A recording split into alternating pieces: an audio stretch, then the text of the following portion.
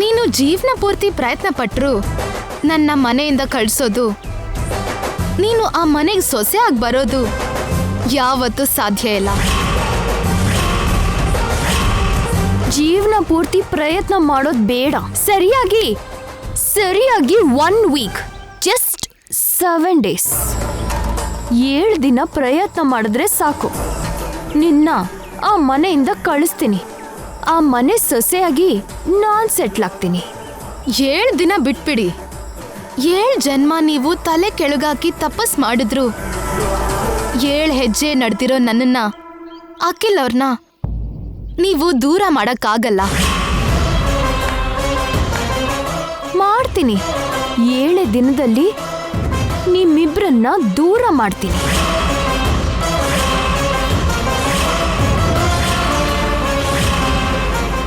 ಏಳು ದಿನದಲ್ಲಿ ನಿನ್ನ ಆ ಮನೆಯಿಂದ ಹೊರಗಡೆ ಕಳಿಸ್ತೀನಿ. 7 ದಿನದಲ್ಲಿ ಅಖಿಲ್ ನನಗೆ ಹತ್ರ ಆಗೋಗೆ ಮಾಡ್ತೀನಿ. ಹೌದು, ಮಾಡ್ತೀರಿ. ಪ್ರಯತ್ನ ಮಾತ್ರ ಮಾಡ್ತೀರಾ. ಆದ್ರೆ ಅನ್ಕೊಂಡಿದ್ ಮಾತ್ರ ಯಾವತ್ತೂ ಮಾಡಕ್ಕಾಗಲ್ಲ.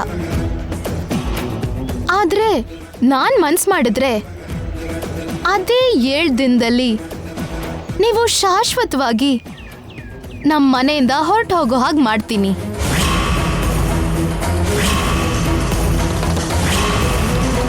ಹೌದು, ಮಾಡಬಹುದು. ನನ್ನ ಬಗ್ಗೆ ನಿನ್ನ ಅತ್ತೆ ಮನೆಯವರಿಗೆ ಹೇಳಿ 10 ಜನರನ್ನ ಸಪೋರ್ಟಿಗೆ ಕರ್ಕೊಂಡು ಬಂದು ನನ್ನ ಆ ಮನೆಯಿಂದ ಹೊರಗೆ ಕಳಿಸ್ಬಹುದು. ನನ್ನ ಹತ್ರ ಹೋರಾಡೋ ಶಕ್ತಿ ಇಲ್ಲದೆ, ನನ್ನ ಎದುರಿಸೋ ಧೈರ್ಯ ಇಲ್ಲದೆ, ನನ್ನ ಸೋಲಿಸ್ತೀಯ ಅನ್ನೋ ನಂಬಿಕೆನೂ ಇಲ್ಲದೆ ಅತ್ತೆ ಮನೆಯವ್ರ ಸಹಾಯ ತಗೊಂಡು ನನ್ನ ಜೊತೆ ಫೈಟ್ ಮಾಡಬೇಕು, ನನ್ನ ಮನೆಯಿಂದ ಹೊರಗೆ ಹಾಕಬೇಕು ಅಂತ ಅನ್ಕೊಂಡಿದ್ಯಾ? ಅದೇ ಅಲ್ವಾ ನಿನ್ ಪ್ಲಾನ್? ಹಾಗೆ ಮಾಡೋದು ದೊಡ್ಡ ಕೆಲಸ ಅಂತ ಅನ್ಕೊಂಡಿದ್ಯಾ? ಅದು ನಿನ್ನ ಕೈಲಿ ಆಗದೆ ಇರೋದು.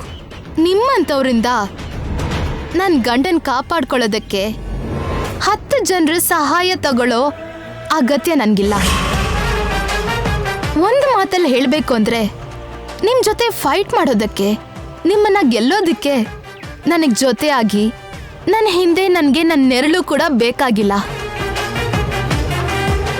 ನನ್ನ ಕತ್ತಲ್ಲಿರೋ ಈ ಮಂಗಳಸೂತ್ರನೇ ನನಗೆ ಜೊತೆಯಾಗಿ ಬಲವಾಗಿದ್ದು ನನ್ನನ್ನು ಕಾಪಾಡತ್ತೆ, ನನ್ನನ್ನು ಗೆಲ್ಸತ್ತೆ.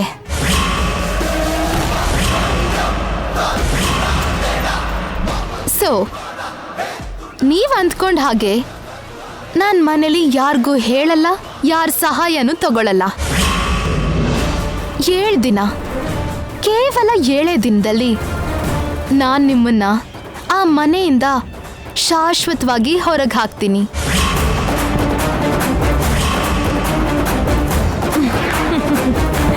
ಶಬಾಷ್! ನನ್ನ ಹತ್ರನೇ ಚಾಲೆಂಜ್ ಮಾಡ್ತಿದ್ಯಾ? Yes, it's my challenge.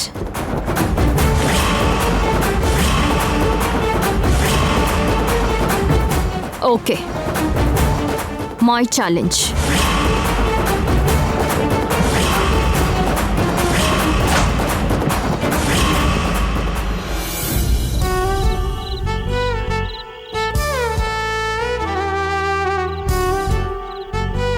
Shyama, ಊಟಕ್ಕೆ ರೆಡಿ ಮಾಡೋಣವಾ?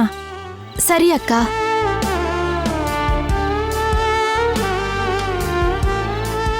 ಏನ್ ಶ್ಯಾಮ, ಈಗ ಫ್ರೂಟ್ಸ್ ಕಟ್ ಮಾಡ್ತಿದ್ಯಾ? ಅದು ರಾತ್ರಿಗೆ ನಾನು ಅವರು ಊಟ ಮಾಡಬಾರ್ದಂತೆ, ಬರೀ ಹಣ್ಣು ತಿನ್ನಿ ಅಂತ ಪುರೋಹಿತರು ಹೇಳಿದ್ದಾರೆ.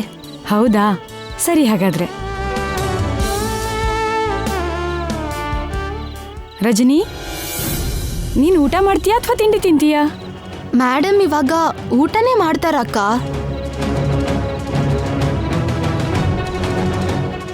ಯಾಕಂದ್ರೆ ಅವರೇನು ಸತ್ಯಶೀಲ ದಾಂಪತ್ಯ ವ್ರತ ಮಾಡ್ಲಿಲ್ವಲ್ಲ. ಮಾಡೋಕೆ ಅವರಿಗೆ ಮ್ಯಾರೇಜ್ ಆಗಿಲ್ವಲ್ಲ ಶ್ಯಾಮ? ಹೌದು, ಆಗಿಲ್ವಲ್ಲ? ಹೌದು, ಆಗಿಲ್ಲ. ಹೌದು ಶ್ಯಾಮ, ಕೇಳೋಕ್ ಮರ್ತಿದ್ದೆ, ಗುಡಿಲ್ ಪೂಜೆ ಕಾರ್ಯಕ್ರಮ ಎಲ್ಲ ತುಂಬಾ ಚೆನ್ನಾಗಾಯ್ತಲ್ವಾ? ಚೆನ್ನಾಗಾಯ್ತಕ್ಕ. ಶನಿ ಗ್ರಹ ಅಡ್ಡ ಬರ್ದಿದ್ದ ಹಾಗೆ ತುಂಬಾ ಚೆನ್ನಾಗಾಯ್ತು. ಶನಿಗ್ರಹ ಅಡ್ಡ ಬರೋದೇನು ಶ್ಯಾಮ? ಅಂದ್ರೆ ಒಳ್ಳೆ ಕೆಲಸ ಮಾಡುವಾಗ ಕೆಟ್ಟ ಗ್ರಹ ಅಡ್ಡ ಬರುತ್ತೆ ಅಂತಾರಲ್ಲ ಅಕ್ಕ, ಹಾಗೆ ಯಾವ್ದಾದ್ರೂ ಶನಿ ಗ್ರಹ ಅಡ್ಡ ಬಂದಿರ್ಬೋದಲ್ವಾ ಅಕ್ಕ? ಹಾಗೆ ಅಡ್ಡ ಬರ್ದಿದ್ದ ಹಾಗೆ ದೇವ್ರ ದಯೆಯಿಂದ ನಿರ್ವಿಘ್ನವಾಗಿ ಪೂರ್ತಿ ಆಯ್ತು ಅಂದಿದ್ದು. ಎಲ್ಲ ದೇವ್ರ ದಯೆ ಶ್ಯಾಮ. ಅಕ್ಕ, ನನ್ಗೊಂದು ಡೌಟ್ ಅಕ್ಕ. ಏನ್ ಶ್ಯಾಮ? ಬೆನ್ನೆ ಏರಿರೋ ಶನಿ 7 ದಿನದಲ್ಲಿ ಹೋಗುತ್ತಾ? 7 ದಿನದಲ್ಲ? ಹೌದಕ್ಕ, 7 ದಿನದಲ್ಲೇ. 7 ದಿನ, ಕೇವಲ 7 ದಿನ ನಾನು ನಿಮ್ಮನ್ನ ಆ ಮನೆಯಿಂದ ಶಾಶ್ವತವಾಗಿ ಆಚೆ ಕಳಿಸ್ತೀನಿ. ಶನಿ ಕಾಟ ಹೋಗೋದು 7 ದಿನಕ್ಕಲ್ಲಮ್ಮ, 7.5 ವರ್ಷ ಆದ್ಮೇಲೆ. ಅಂದ್ರೆ 7 ದಿನದಲ್ಲಿ ಹೋಗೋ ದಾರಿ ಯಾವ್ದೋ ಇದೆ ಅಂದ್ರಲ್ಲ? ಇಂಪಾಸಿಬಲ್. 7 ದಿನದಲ್ಲಿ ಹೋಗಲ್ಲ. ಹೌದಾ ಮೇಡಮ್? ಹೌದಾ ಮೇಡಮ್, 7 ದಿನದಲ್ಲಿ ಹೋಗಲ್ವಾ? ಯಾವ ಪರಿಸ್ಥಿತಿನಲ್ಲೂ 7 ದಿನದಲ್ಲಿ ಹೋಗಲ್ಲ. ಆಂಜನೇಯ ಸ್ವಾಮಿ ದೀಕ್ಷೆ ತಗೊಂಡು ಮನಸ ವಾಚ ಕರ್ಮಾಣ ಆ ಸ್ವಾಮಿನ ಬೇಡ್ಕೊಂಡ್ರೆ 7 ದಿನದಲ್ಲೇ ಹಿಡ್ದಿರೋ ಶನಿ ಹೋಗತ್ತೆ ಅಂತ ಎಲ್ಲೋ ಓದಿದೆ ಮೇಡಮ್, ಅದಕ್ಕೆ ಕೇಳಿದ್ದು. ಶ್ಯಾಮ, ಆ ಶನಿ ಚಿಂತೆ ನಮಗೆ ಯಾಕಮ್ಮ? ಊಟಕ್ಕೆ ರೆಡಿ ಮಾಡ್ಬೇಕು, ಬಾ. ಹಾ, ಬಂದೆ ಅಕ್ಕ.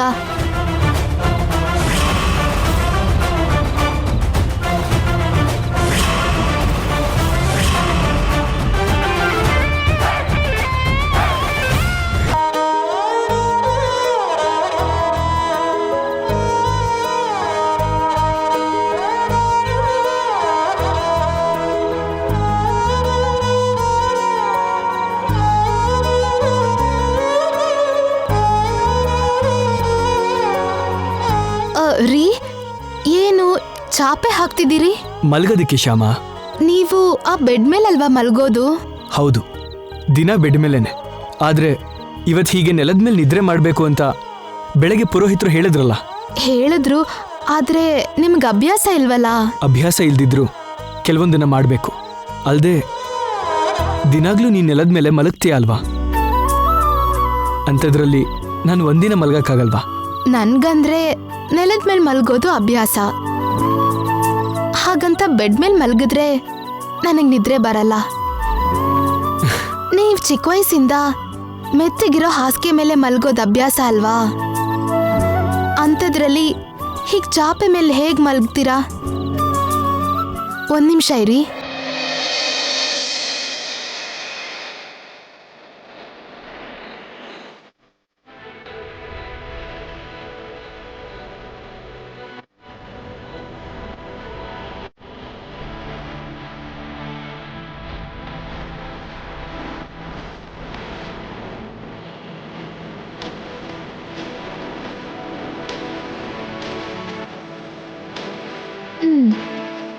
ಈಗ ಮಲ್ಕೊಳ್ಳಿ, ಮೆತ್ತಗಿರುತ್ತೆ. ಇಷ್ಟು ಮೆತ್ತಗಿರೋದ್ರ ಮೇಲೆ ಮಲಗೋ ಬದಲು ಆ ಬೆಡ್ ಮೇಲೆ ಮಲಗೋದಲ್ಲ ಶ್ಯಾಮ.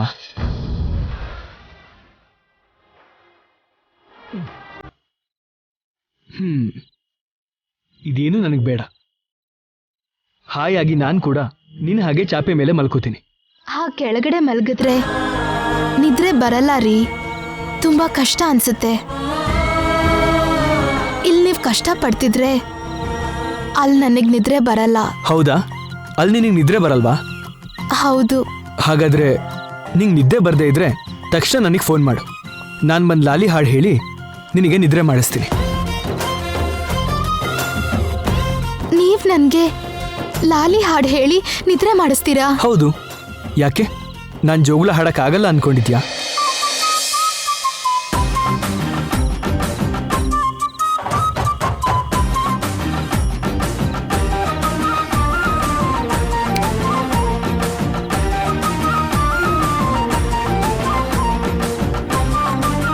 ಏನು, ನಿಜವಾಗ್ಲೂ ನಾನು ಜೋಗುಳ ಹಾಡಿದ್ರೆ ಹೇಗಿರುತ್ತೆ ಅಂತ ಕಲ್ಪನೆ ಮಾಡ್ಕೋತಿದ್ಯಾ? ಬೇಡ, ಕಲ್ಪನೆ ಮಾಡ್ಕೋಬೇಡ. ನನಗೆ ಸಂಗೀತ ಬರಲ್ವಲ್ಲ, ನಾನು ಜೋಗುಳ ಹಾಡಿದ್ರೆ ತುಂಬಾ ಕೆಟ್ಟದಾಗಿರುತ್ತೆ. ಇಲ್ಲ, ತುಂಬಾ ಚೆನ್ನಾಗಿತ್ತು. ಹೌದಾ? ಚೆನ್ನಾಗಿತ್ತಾ? ನಾನು ಹಾಡಕ್ಕಿಂತ ಮುಂಚೆನೆ ಚೆನ್ನಾಗಿದೆ ಅಂತೀಯಲ್ಲ? ಅಂದ್ರೆ ಅಂದ್ರೆ ಚೆನ್ನಾಗಿರತ್ತೆ ಅಂತ ಹೇಳ್ತಿದ್ದೀನಿ ಅಷ್ಟೇ. ಚೆನ್ನಾಗಿದ್ರು ಚೆನ್ನಾಗಿಲ್ದೆ ಹೋದ್ರು ನಾನು ಮಾತ್ರ ಜೋಗುಳ ಹಾಡುವಷ್ಟು ರಿಸ್ಕ್ ತಗೊಳ್ಳೋದಿಲ್ಲ. ನೀನ್ ಹ್ಯಾಪಿಯಾಗಿ ಹೋಗಿ ಮಲ್ಕೋಬಹುದು. Good night. Good night.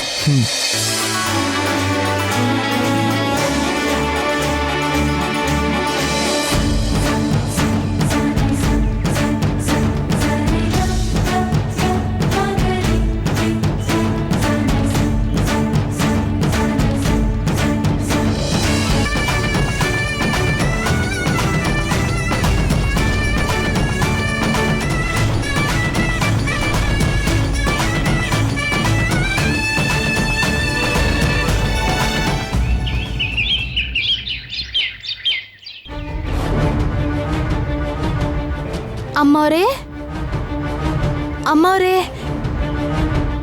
ರೂಪರಾಣಿ, ರೂಪರಾಣಿ.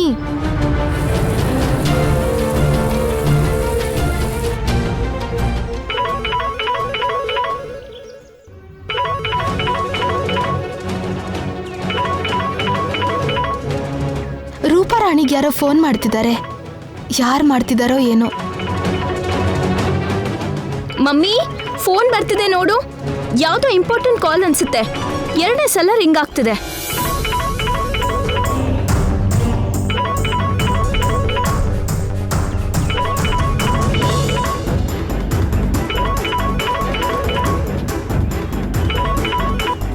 Hello. Hello ರೂಪರಾಣಿಯವರೇ, ನಾನು ಶಂಕರ್. ಇವತ್ತು ಪ್ರೋಗ್ರಾಮ್ ಇದೆಯಲ್ವಾ, ನೆನಪಿಸೋಣ ಅಂತ ಫೋನ್ ಮಾಡಿದೆ.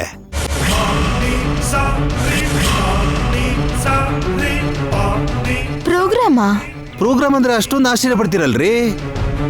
ನಿಮ್ಮ ಮಮ್ಮಿನೇ ಪ್ರೋಗ್ರಾಮ್ ಒಪ್ಕೊಂಡ್ರಲ್ಲ, ನಿಮ್ಗೆ ಹೇಳಿಲ್ವಾ?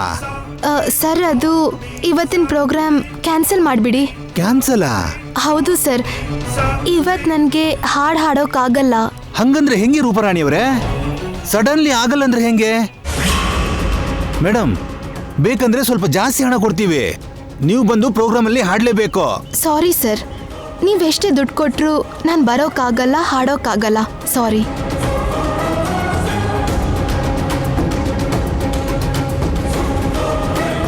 ಏನಿದು, ರೂಪರಾಣಿ ಸಡನ್ ಆಗಿ ಆಗಲ್ಲ ಅಂತಿದಾರಲ್ಲ? ಒಂದ್ಸಲ ಅವರ ಅಮ್ಮನ ಹತ್ರ ಮಾತಾಡ್ತೀನಿ. ಅಯ್ಯೋ, ಏನು ಗೌರಮ್ಮ ನಂಬರು ಹೋಗ್ತಾ ಇಲ್ವಲ್ಲ? ಈಗ ಏನ್ ಮಾಡೋದು?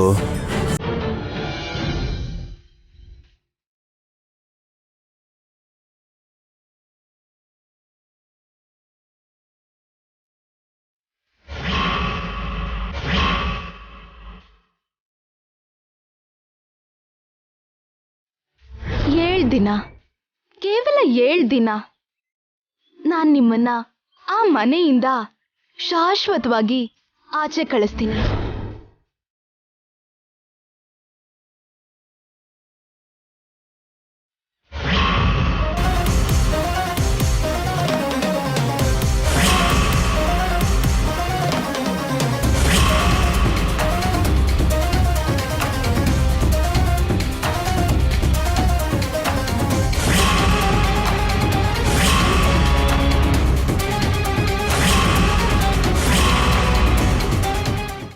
ಏನ್ ಅಲ್ಲೇ ನಿಂತ್ಬಿಟ್ಟೆ? ನಿನ್ ಬಗ್ಗೆನೇ ಯೋಚನೆ ಮಾಡ್ತಿದ್ದೆ. ಬಾ ಒಳಗೆ.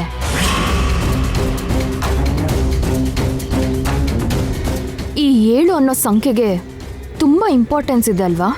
ಹೌದು ಮೇಡಮ್, ಇದೆ. ಏನು ಆ ಇಂಪಾರ್ಟೆನ್ಸ್ ಹೇಳು. 7 ಸ್ವರಗಳು, 7 ಪರ್ವತ, 7 ಸಮುದ್ರ, 7 ಅದ್ಭುತ, 7 ಜನ್ಮಗಳು. ಹೀಗೆ 7 ಅನ್ನೋದಕ್ಕೆ ತುಂಬಾ ಪ್ರಾಮುಖ್ಯತೆ ಇದೆ. ಇದೆಲ್ಲದಕ್ಕಿಂತ ಮುಖ್ಯವಾದ ಪ್ರಾಮುಖ್ಯತೆ ಇನ್ನೊಂದಿದೆ. ಅದೇನ್ ಗೊತ್ತಾ? ಏನು? 7 ಡೇಸ್ ಚಾಲೆಂಜ್.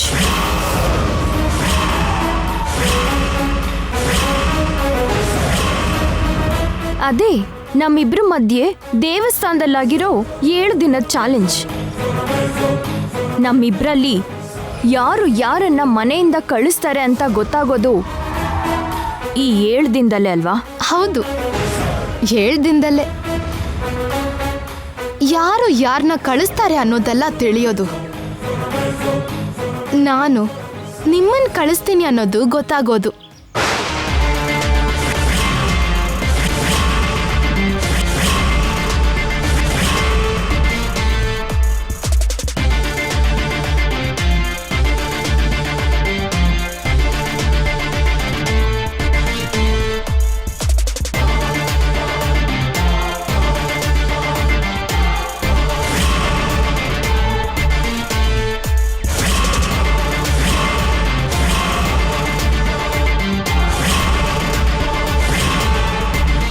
ಅಷ್ಟೊಂದು ಕಾನ್ಫಿಡೆಂಟ್ ಇದೆಯಾ ನಿನ್ಗೆ? ನೀವು ಕೂಡ ಅಷ್ಟೇ ಕಾನ್ಫಿಡೆಂಟ್ ಆಗಿದ್ದೀರಾ ಅನ್ಸುತ್ತೆ. ಎಸ್, ಇದೀನಿ. ಇದ್ರೂ ಉಪಯೋಗ ಇಲ್ಲ.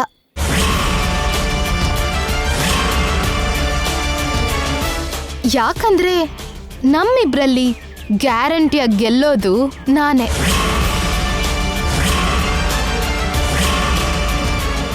ಯಾಕೆ? ಗೆಲುವಿನ ಮೇಲೆ ನಿನಗಿಂತ ನಂಬಿಕೆ ಯಾಕೆ? ಗೆಲುವಿನ ಬಗ್ಗೆ ಅಷ್ಟು ಧೈರ್ಯವಾಗಿ ಹೇಗೆ ಹೇಳ್ತೀಯಾ? ಏನ್ ನಾನು ನೋಡಿ ನೀನ್ ಹೀಗೆ ಮಾತಾಡ್ತಾ ಇದ್ಯಾ? ಇದು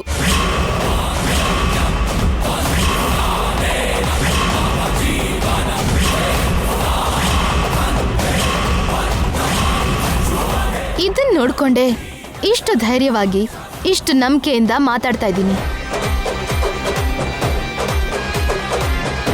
ಅಖಿಲ್ ಅವರು ವೇದ ಮಂತ್ರದ ಸಾಕ್ಷಿಯಾಗಿ ಕಟ್ಟಿರೋ ಈ ಮಂಗಳಸೂತ್ರ ನನ್ನ ಕತ್ತಲ್ಲಿದೆ. ಆದ್ರೆ ನಿಮ್ಮ ಹತ್ರ ಏನಿದೆ?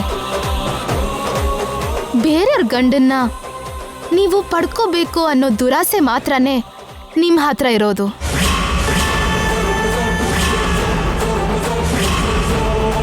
ಇಂಥ ಧೈರ್ಯದ ಮುಂದೆ ಅಂಥ ದುರಾಸೆ ಸೋಲೋದು ತಪ್ಪೋದಿಲ್ಲ.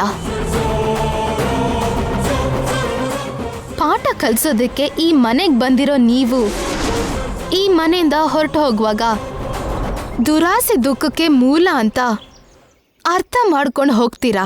ಹೌದಾ? ನನಗೆ ನೀನ್ ಪಾಠ ಹೇಳ್ತೀಯಾ? ಹೌದು, ಕಲಿಸ್ತೀನಿ. ಸರಿ, ನೋಡ್ತೀನಿ. ನೋಡಿ, ಖಂಡಿತ ನೋಡಿ. ಓಕೆ, ಇವತ್ತು ನನಗೆ ಕ್ಲಾಸ್ ಮಾಡೋ ಮೂಡಿಲ್ಲ. ನೀನು ಹೋಗ್ಬೋದು. ನಿಮಗೆ ಹೇಳೋ ಮೂಡಿದ್ರು ಕೂಡ ಕ್ಲಾಸ್ ಕೇಳೋ ಮೂಡ್ ನನಗಿಲ್ಲ. ಆ ವಿಷಯ ಹೇಳೋಕೆ ಬಂದಿದ್ದು. ಥ್ಯಾಂಕ್ಸ್.